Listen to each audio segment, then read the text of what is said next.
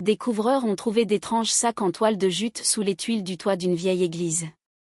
Lorsqu'ils les ont ouverts, tout le monde sur place est devenu pâle. Les entrepreneurs Mike Newman et Terry Miles remplaçaient l'ardoise centenaire de la First Baptist Church. Mike a remarqué que les tuiles près du clocher étaient étrangement surélevées. En les soulevant, ils ont découvert un espace sombre contenant 5 gros sacs en toile de jute recouverts d'une épaisse poussière.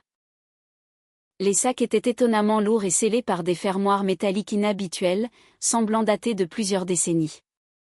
Grâce à leur système de treuil, ils ont descendu les mystérieux paquets au sol et alerté le diacre de l'église, M. Allen.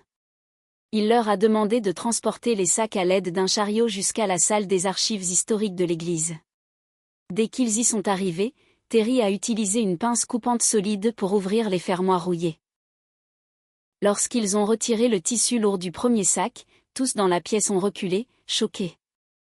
À l'intérieur, il y avait des robes blanches soigneusement pliées, des cagoules pointues et des bannières cérémoniales du Ku Klux Klan. Des experts historiques ont confirmé que ces objets dataient des années 1920, et que les fermoirs métalliques appartenaient à des membres de haut rang. Une enquête dans les archives de l'église a révélé des documents troublants prouvant que plusieurs anciens diacres et dirigeants étaient des membres actifs du clan, utilisant le clocher comme lieu de réunion secret. Cette découverte a obligé la ville à affronter son passé sombre. Les objets ont finalement été donnés à un musée régional.